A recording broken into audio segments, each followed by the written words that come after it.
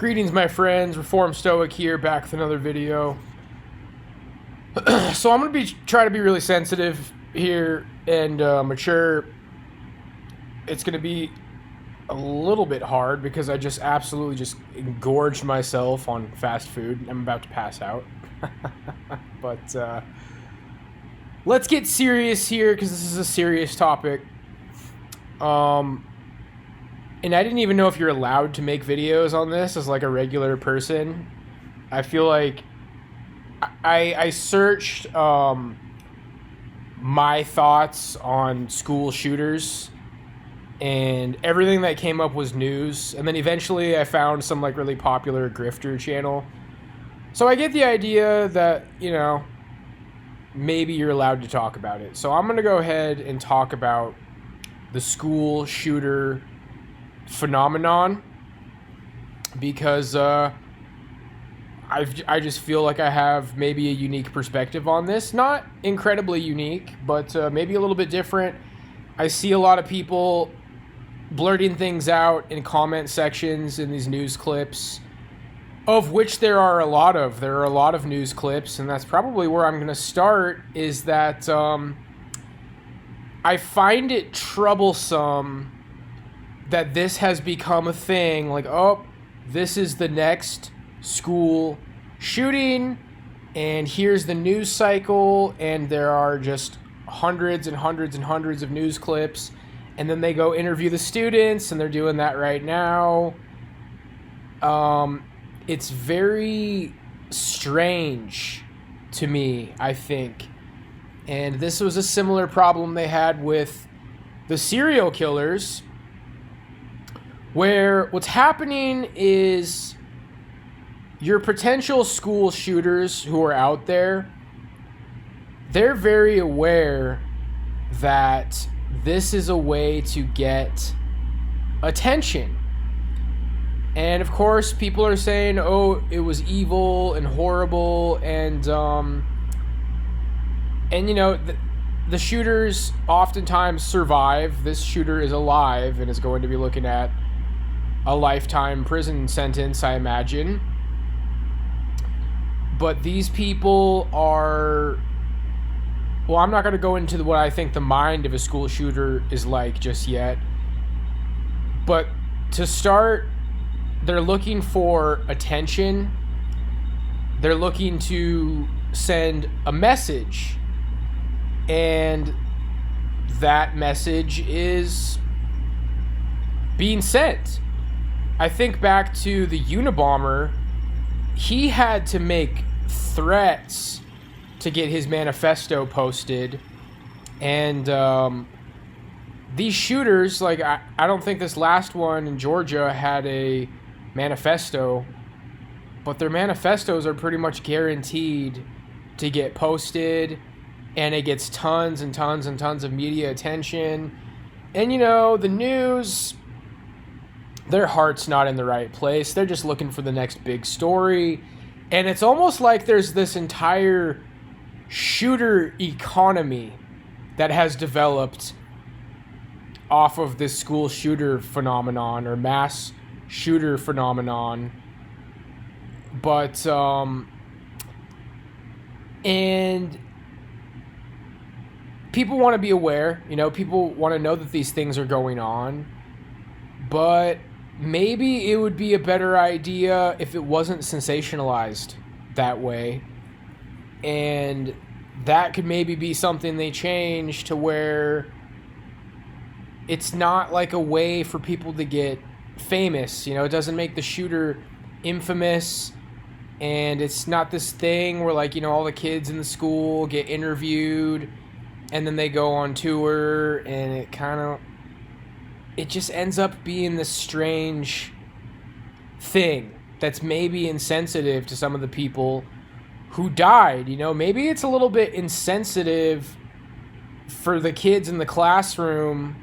I mean, they went through something traumatic, but for them to develop a platform because they survived a school shooting, I mean, the kids who died aren't going to develop a platform. I mean, they're like the real they're the main victims of the incident, and then the survivors kind of like get a lot of attention from it. And so all I can really say about this is that it's a symptom of a sick society.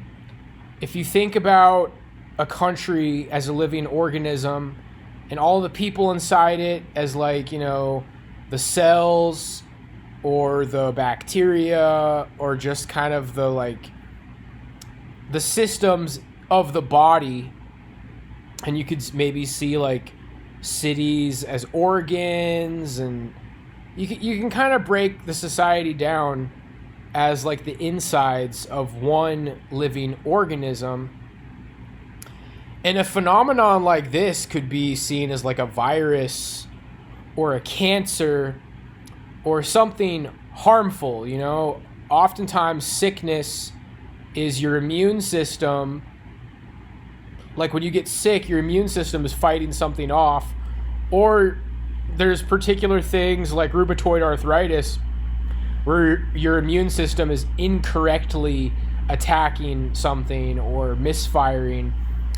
It's some sort of a sickness in this society that this keeps happening. And I'm not going to get into the conspiracy theories, but everybody, as this continues to happen, is becoming aware of the classic FBI line. He was on our radar. And once again, he was on the radar. And I think about some of these things that are going on, like people out there complaining that they're being followed by the FBI or what they think might be the FBI. And it's just like, why does it seem like these modern systems, because this is what they're supposed to be for. Maybe some of the stuff that I've dealt with is meant to prevent these kind of things from happening. Well, why is it not working? Why does it seem that the FBI continues to say these people are on our radar, but they keep slipping through the cracks?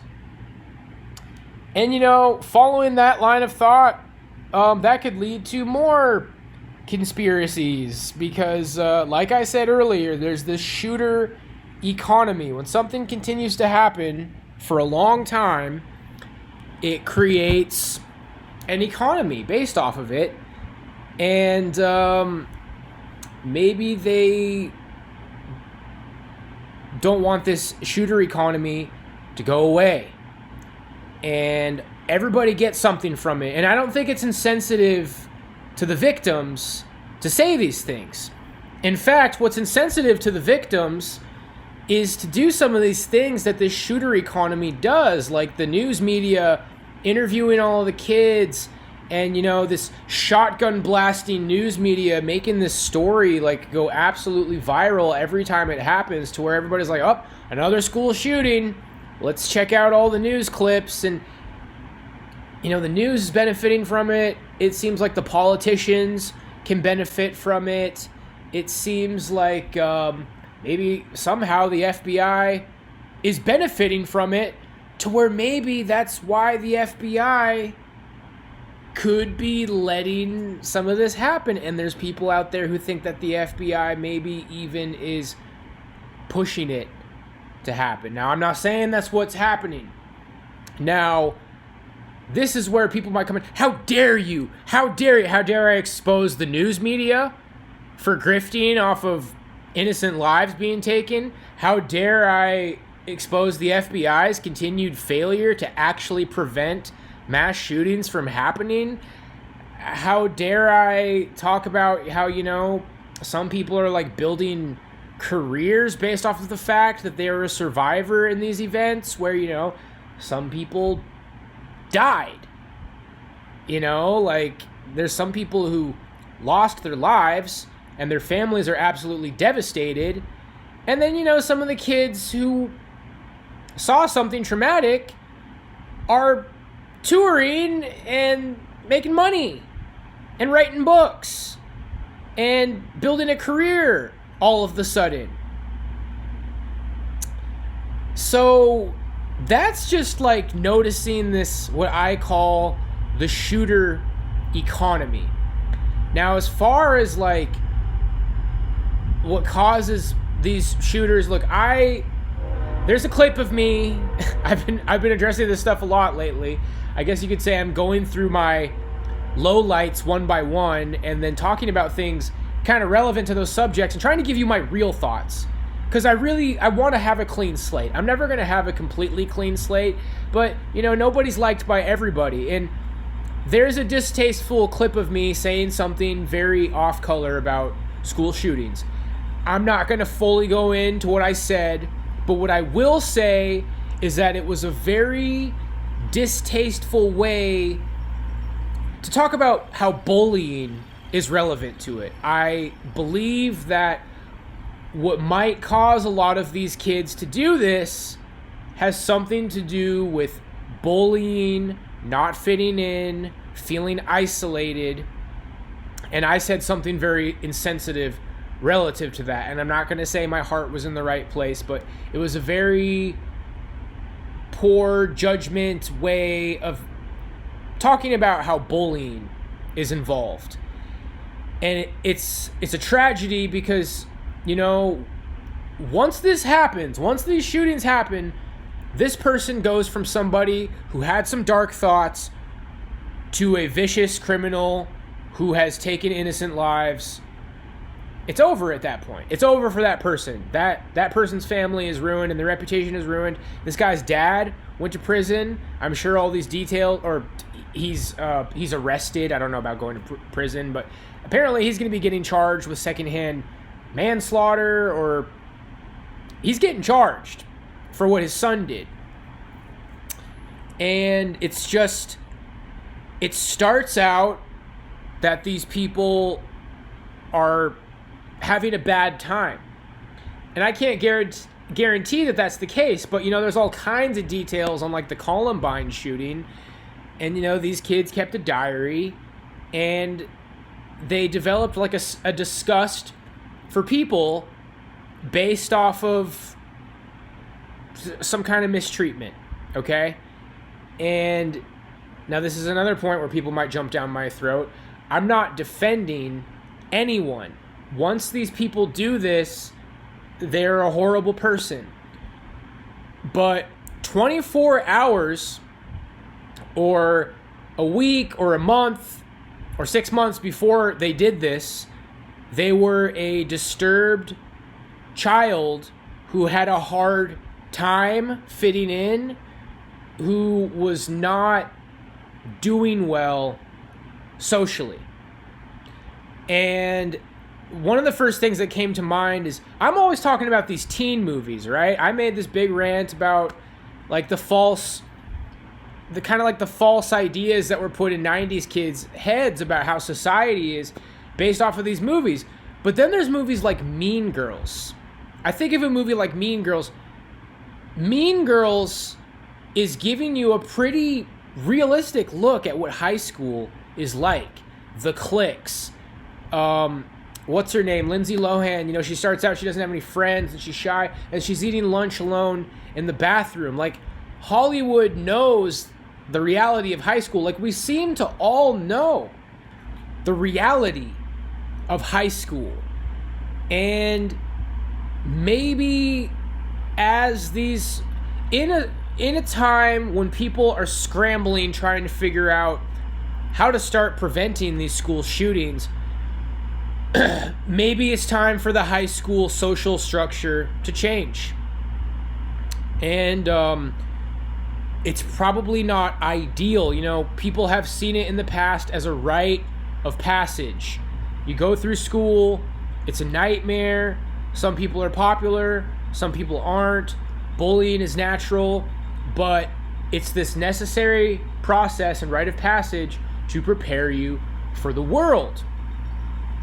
But it seems like as time goes on, it just seems like that model, which very well may have never been a fully functional model, it seems like possibly that model is outdated. And the only idea I have is that maybe school should become less of a social environment. Like, when you go to school, I remember, see, my Mean Girls moments is like, if I get to school early before class starts, it's like, oh great, here's like all the kids sitting and standing in the main area, and you know, if I don't go to some group of people and fit in, then I'm gonna look like a loser. I'm like standing around looking at my feet. Maybe that's when some kids get bullied. Like, if you get to school early before class starts, or lunch, like you don't know where to sit during lunch, that kind of stuff. I think that maybe school should be less of a social environment. They have to have their lunchtime, but maybe there should be more options during lunchtime, like a classroom where they play like a TV show or something, you know, where like they show, I wanted to say like Family Guy or South Park, but the school probably doesn't really want to endorse those kind of TV shows. But something very non-threatening to do during lunch where you don't have to feel like you're a loser. And, you know, maybe it's not going to work, but lunchtime could be like, there's more organized activities during lunch where you can go sit in the classroom where people are like watching a movie. Like, maybe they slowly watch a movie over a course of like 4 or 5 different lunchtimes. And there's options for kids who just want something to do where they're not getting like isolated and losing socially during lunchtime. And I mean, overall, school's already kind of like not that social, you know? Like, there's the times in the hallways, but it would look a little bit more authoritarian, you know? Just like chop chop, get to class, no dilly-dallying, you know, maybe design the between periods a little bit where there's less socializing in the hallway, where there's less freedom during lunchtime. Just these periods of time in school that are just kind of unorganized chaos where, you know, the really popular kids are going to want to use that time to socialize with all their friends, and then the isolated, not as cool kids are just kind of like, what am I doing? Like, I'm alone, you know? Just kind of getting rid of that. And then people could do that after school, and people can do that on the weekend, and people can do that in extracurricular activities. Is it going to solve everything? No. Is it kind of a bummer? Yes. But I'm looking at these comment sections and everybody's just like, oh, you know, what they're talking about is prevention. And I'm very familiar with prevention because, as I've already said in the video, I believe that I popped up on some people's radars because I had a bad day and I said some troublesome things. I can admit that. But they're gonna start cracking down on this freedom of speech, basically. And what's gonna happen is it's gonna look like a popularity contest where if 10 people falsify reports against you, then you're gonna be treated like a criminal with no due process. And maybe if one person who's not very popular files a report against somebody, like, it's gonna be a biased system, it's gonna be a flawed system, and this is what the founding fathers didn't want. And this is what free speech was trying to protect you from. Like, you don't have to win a popularity contest to be free. Okay? I believe this is going to head us towards a society where, well before they ever take your guns, they're going to tear apart your free speech and your right to due process. Because we're going to start to see the rise of dangerous speech and terroristic threats where, you know, somebody might have a bad day and say something kind of fucked up, and then all of a sudden, like, they're being treated like a criminal, ultimately for free speech. And, you know, I just made a video where I said that the FBI should talk to people more. The FBI and the Department of Homeland Security should talk to people more. I want to reiterate that. And they did talk to this kid. And it could be a little bit more than just a talking to. It's like, knock, knock, knock. Hey there, buddy. We saw what you said on Discord, and we want to have a discussion with you. And it could even be like making this person aware, like, because of what you said, we need to take some steps to make sure that you don't hurt anybody. And you can take some courses. You can have some one-on-one, like there's a state program, like this person needs to get into therapy. This person needs to talk to a social worker. This person is going to be monitored. This person is going to lose some of their internet privileges. There are going to be steps taken to make sure that this person does not have access to firearms. But the main difference in my world where I'm in charge, which will never happen, is that the FBI and the Department of Homeland Security are up front about it. And they let you know what's going on. Especially at a young age. When these kids pop up on the radar at a young age, it's like, look, kid, you're 14 years old. You haven't done anything fucked up yet. You said something fucked up, but it's not the end of the world. You can change, little buddy, but we legally, with our new legislature and programs from King, Dictator, Reform, Stoic, you're on this watch list. You need to have a scheduled appointment weekly with a social worker and a therapist, and we're going to take steps to make sure that you don't do anything that you're going to regret and that your family's going to regret, and that's going to hurt a lot of innocent people. And I think what's happening is these kind of things on some level are already put in place, but it's not working. It's not working.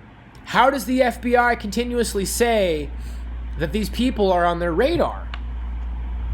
If they're on your radar, then how come you're not able to stop it? And I'm sure they have stopped some things. In fact, I know for a fact. I did some research on the Order of Nine Angles, and I know that they managed to stop a couple of military potential mass shooters because of the FBI infiltration of that group. I know that the FBI doesn't always blow it, okay? I got to give you guys some credit. I know that you're trying. I know that you're trying, and all I'm doing in this video is just offering some of my ideas. Take it for what it's worth. So let's get a real quick summary. I think that these shootings, whatever the fine details, I don't know what's going on in these kids' heads. I don't know if something weird is going on that might be labeled a conspiracy theory by people incapable of critical thought. I don't know. It's a sign of a sick society, whatever it is. It's a sign of a sick society. It's becoming normalized.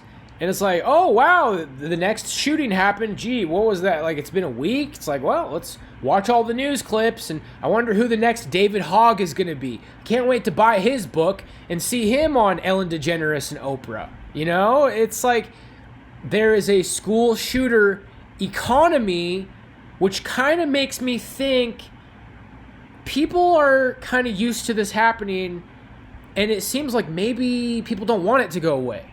Because it's a way to make headlines.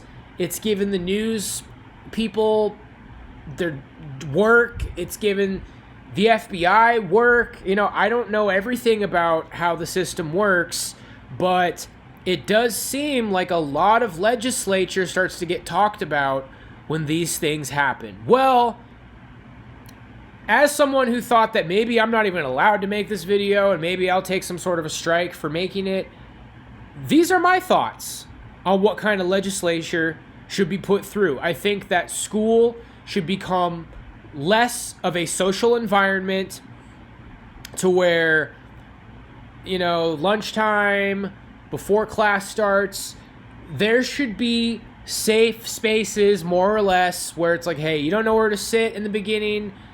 Right when you walk in the door, there is a room where people are watching a show and there's quiet rules, like you're not allowed to socialize in there.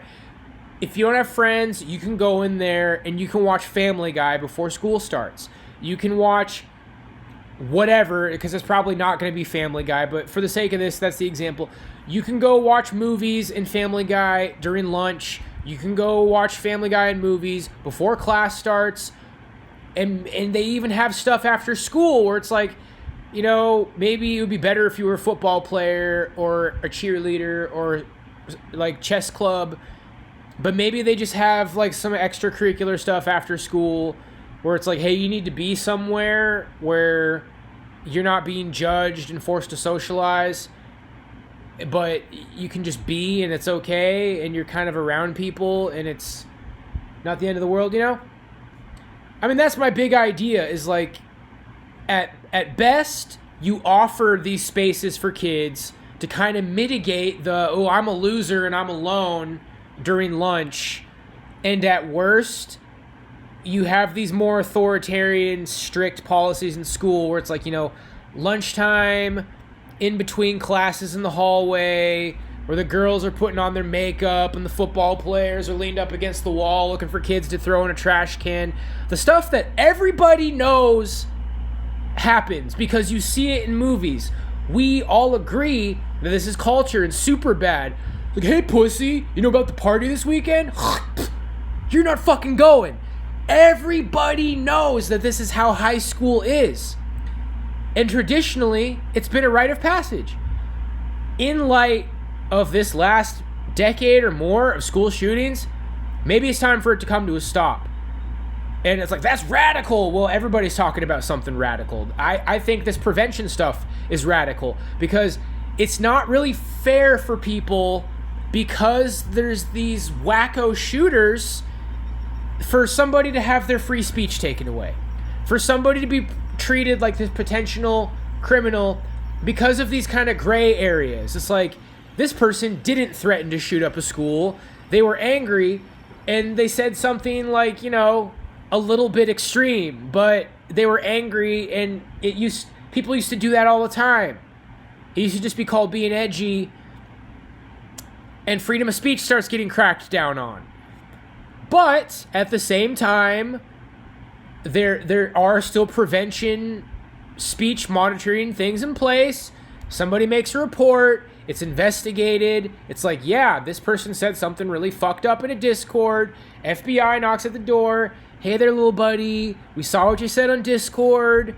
Look, you got your whole life ahead of you. Like, you know, you get a freaking FBI agent to put his hand on your shoulder and call you a freaking scout. It's like, hey there, scout. I used to be kind of like you, except, you know, my family was rich and I got straight A's and I have 140 IQ and I went to an Ivy League school and I passed with flying colors and got recruited by the FBI. But other than that, it's like, hey there, bucko. It's like, you ever play stickball? Like, you know, the FBI gives these kids a good talking to and says, you screwed up, little buddy. We're going to have to follow you around. And you don't have to hide in the bushes. You don't have to do your little, you know, these kids just wave at their little FBI agent handlers who follow them around for a while. And people know what's going on. Because I think what might be going on is these kids are being followed around and it's not really working. In fact, maybe it's counterproductive. Maybe you're doing something that is pushing these kids further into this direction, feeling even more isolated. It's like, wow, I said something fucked up because I was having a bad time, and now people are like giving me a worse time, and now I'm being pushed over the edge. I'm not pulling this out of my butt. There's people that think that like these kids are being located by the FBI. He was on our radar and they're being pushed over the edge. Maybe for legislation or narrative. And I really hope that's not the case. So those are my thoughts on a very serious subject. I'd love to hear people's thoughts, and I hope that I'm allowed to talk about this because I did. So hopefully this was insightful, and I'll see you guys on the next one. God bless.